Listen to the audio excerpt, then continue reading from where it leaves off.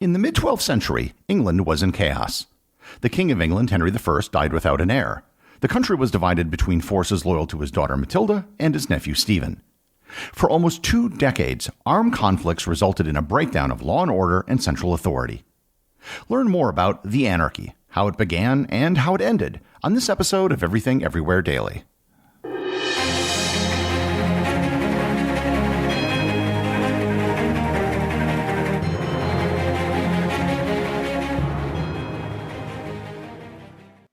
This episode is sponsored by Rocket Money. One of the modern problems that most of us have to deal with is online subscriptions. There's nothing inherently wrong with online subscriptions, but sometimes you sign up for something and then totally forget about it. All the while, you're continually being billed for it month after month.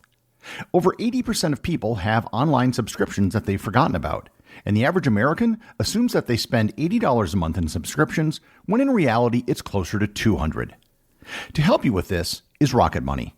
Rocket Money is a personal finance app that finds and cancels your unwanted subscriptions, monitors your spending, and helps you lower your bills, all in one place. It will identify your subscriptions, and if you want to cancel something, just hit cancel. Rocket Money will take care of the rest. Over 3 million people have used Rocket Money, saving the average person up to $720 a year. Stop throwing your money away. Cancel unwanted subscriptions and manage your expenses the easy way by going to rocketmoney.com/daily. That's rocketmoney.com/daily. This episode is sponsored by the Expedition Unknown podcast. Many of you may know Josh Gates as the host of the Discovery Channel television show Expedition Unknown. The Expedition Unknown podcast from Discovery chronicles the adventures of Josh Gates as he investigates unsolved iconic stories from across the globe. With direct audio from the hit TV show of the same name, you'll hear Josh explore stories like the disappearance of Amelia Earhart in the South Pacific and the location of Captain Morgan's treasure in Panama. These authentic roughshod journeys help Josh separate fact from fiction and learn the truth behind these compelling stories. In one episode, Josh travels to the remote and landmine-riddled jungles of Cambodia to investigate the lost city of the Khmer Empire and search for a mystical relic that gave its god king the power to incinerate his enemies. In another, Josh travels through Russia and Germany looking for stolen objects of great value pillaged by the Nazis during World War II. And in another, he goes to Peru to uncover the meaning behind the giant geoglyphs drawn into the earth hundreds of years ago. If you're a fan of this podcast, you will almost certainly love Josh's take on the subjects that he tackles around the globe. Listen to Expedition Unknown wherever you get your podcasts. Once again, that's Expedition Unknown.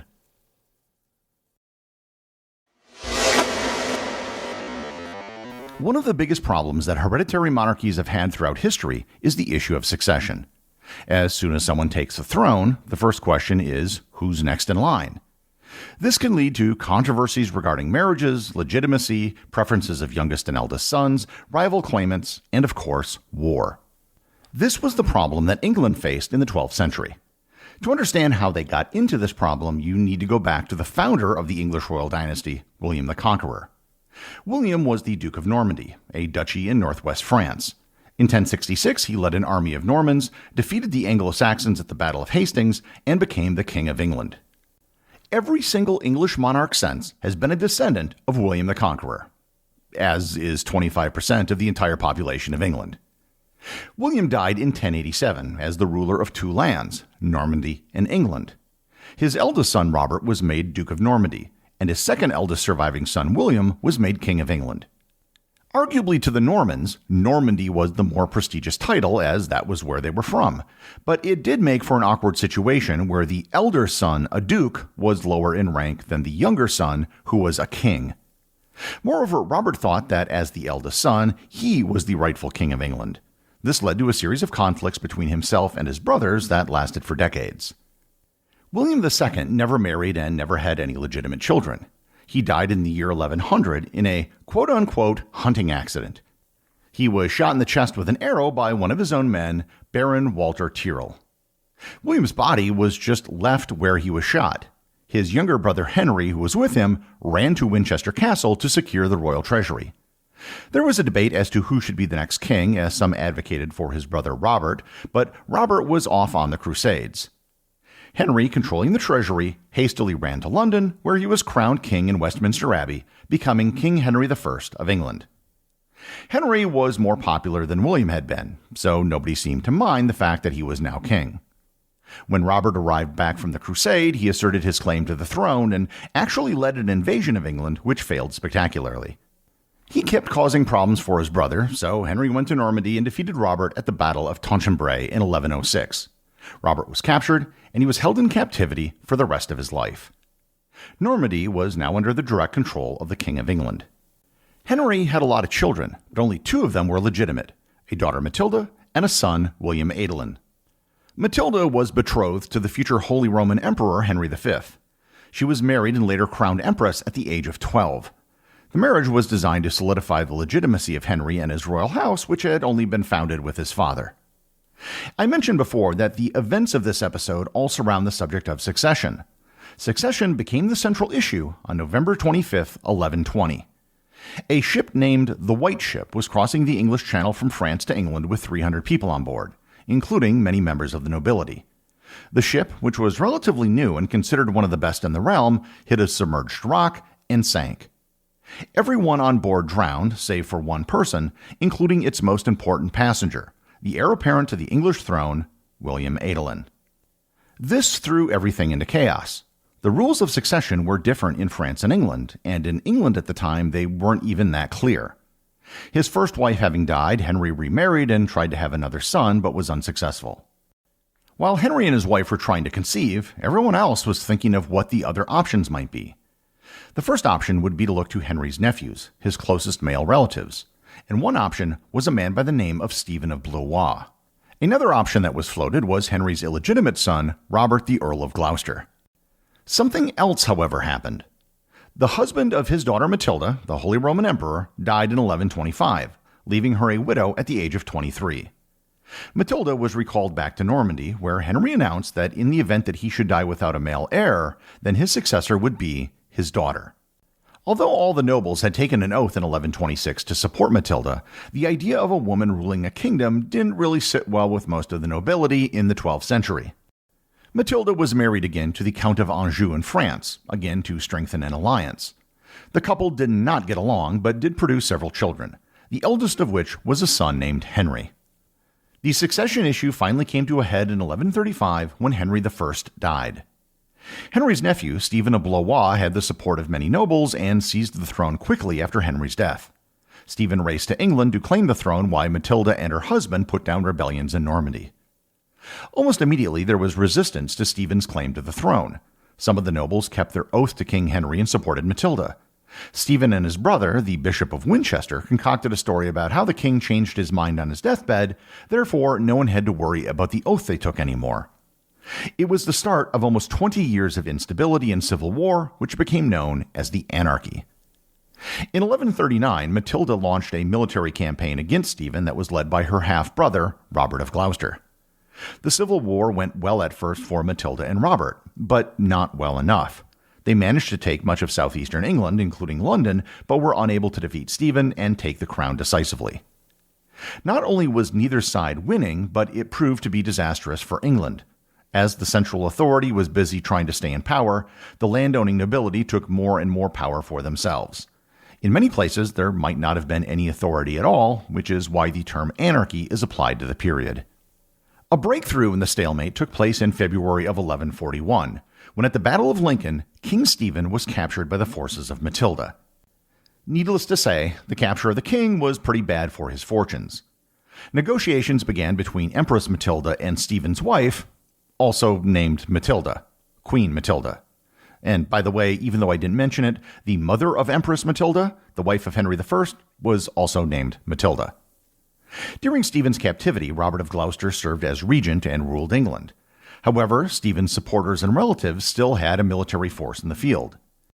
In September of 1141, just 7 months after the capture of King Stephen, the forces of Robert of Gloucester were routed at the Battle of Winchester, where Robert was captured. The capture of King Stephen could have, and really should have, ended the war, but with the capture of Robert of Gloucester, each side literally had captured the other's leader. Queen Matilda contacted Empress Matilda, I know this is confusing, and offered to straight up swap the Earl of Gloucester for the King of England. Empress Matilda refused. She said she would trade 12 earls and some gold for Robert and maybe a first-round draft pick, but she refused to give up the king.